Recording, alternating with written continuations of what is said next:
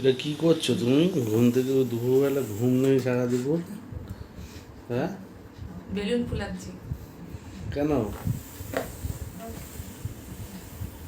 Balloon ফুলাচ্ছ কেন? রাতের পার্টির জন্য। বাবা, এসব কি করছো বসে বসে? রাতে বার্থডে সেলিব্রেশনের পার্টির জন্য তাই ফুলাচ্ছি।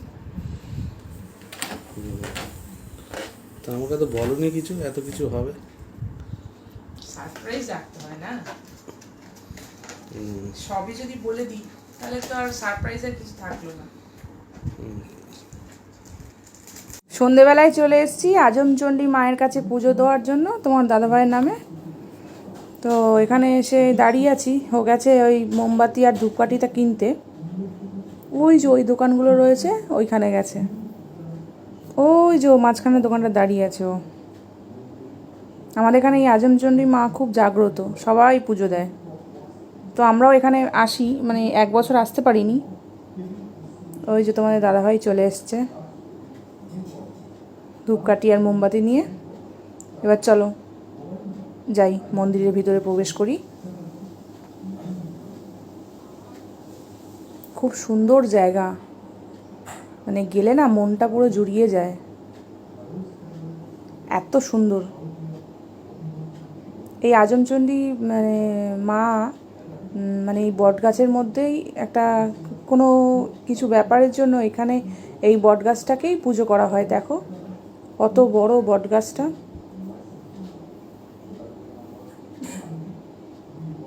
এই বট গাছটাকে আজমচণ্ডী মা হিসাবে পুজো করা হয়। এখানে যারা যারা মানত করে তাদেরকে মানে তাদের মনস্কামনা পূরণ হয়, তারাও পুজো দেয়। আমাদের এখানে এটার পুজো হয় পৌষ মাসের সংক্রান্তির দিন এই পুজোটা হয়। মেন বাৎসরিক পুজো যেটা বলে এটা এখানে হয়। খুব বড় করে মেলা বসে, সারা রাত ধরে পুজো হয় মানে এই পুজোটা। তারপরে মোমবাতি ধূপকাঠি দেখাচ্ছে। এইবারে তোমার ধূপকাঠিটা নিয়ে 7 পাক ঘুরতে হয়। এবার মন্ত্র আছে একটা, সেই মন্ত্রটাও বলে। তারপরে তো ধূপকাঠিটা মায়ের কাছে দিয়ে দেবে। এবারে আমি দাঁড়িয়ে ছিলাম। তারপরে ও বললো যে এইটা দিয়ে তুমি কিছু যদি তোমার চাওয়ার থাকে মায়ের কাছে তুমি এখানে গিফট দিতে পারো। তা আমি বললাম যে না, আমি দেবো না। এই মায়ের পায়ের যে সিঁদুরটা ওটা ও নিজেও মাথায় পরে কপালে, তারপর আমাকেও পরিয়ে দেয়। এবার আমি পুজোটা করে নিই। আমি এবার পুজোটা করব। ও আগে করে নিয়েছে, তারপর আমি ধূপ দেখাবো।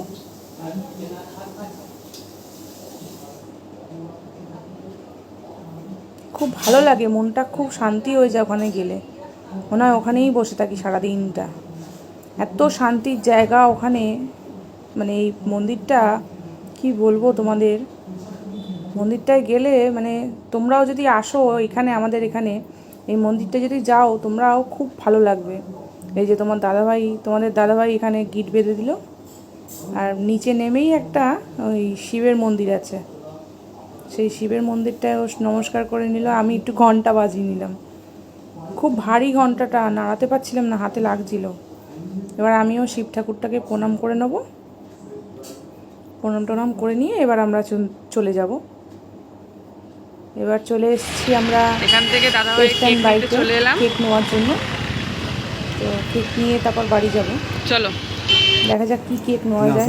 আমরা তো কালকে এসে অর্ডার দিয়ে গেছিলাম,